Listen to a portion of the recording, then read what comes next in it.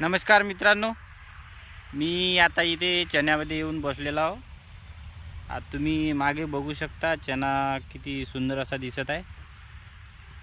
आणि एक मी तुम्हाला महत्त्वाची एक चांगली अशी माहिती देणार आहो, जे तुम्हाला कोणीच दिली नसेल। तुम्ही मागे बघू शकता चना किती सुंदर असा बसलेला आहे,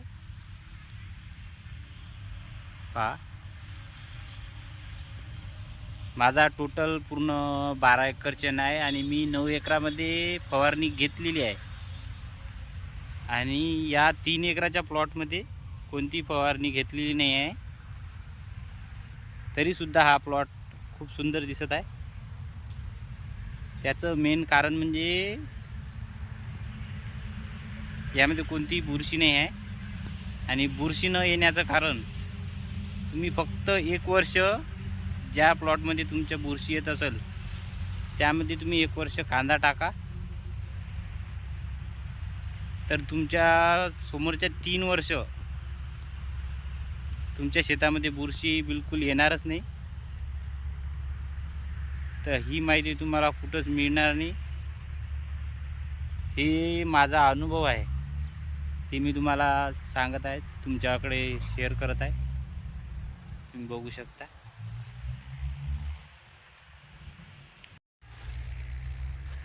पहा पहा मित्रांनो, किती सुंदर असा प्लॉट बसला आहे चण्याचा।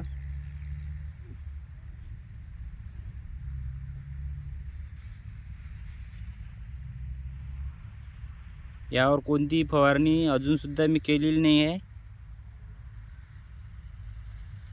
हा 3 एकराचा स्पेशल प्लॉट मी त्याकरिताच ठेवला होता की यावर कोणती फवारणी अजून तरी केलेली नाही आहे। मी पाहू शकता, मी सांगितल्याप्रमाणे तुमच्या जर शेतात बुरशीचं प्रमाण जास्त असेल तर तुम्ही 1 वर्ष त्या प्लॉटमध्ये कांदा हे पीक घ्या। तुमच्या शेतात दुसऱ्या वर्षी बुरशी बिलकुल दिसणारच नाही।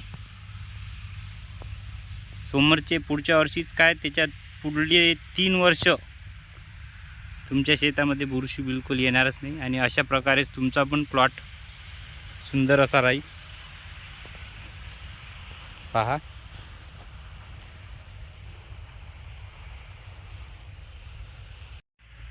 तर अशा प्रकारे मी तुम्हाला सुंदर अशी माहिती दिलेली आहे आणि ही माहिती तुम्हाला कोणीच देऊ शकत नाही।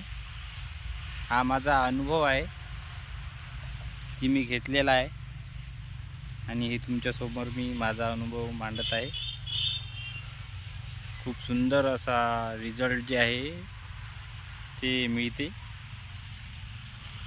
म्हणून म्हणतो मित्रांनो, तुम्ही 1 वर्ष जे आहे कांद्याचं हे पीक घेऊन पहा, तुम्हाला दुसऱ्या वर्षी कळेलच तुमच्या शेतात बिलकुल बुरशी म्हणजे येणारच नाही। तर असेच नवनवीन व्हिडिओ तुम्हाला पाहायचे असेल तर चॅनलला लाईक आणि सबस्क्राईब करा। धन्यवाद, बाय बाय।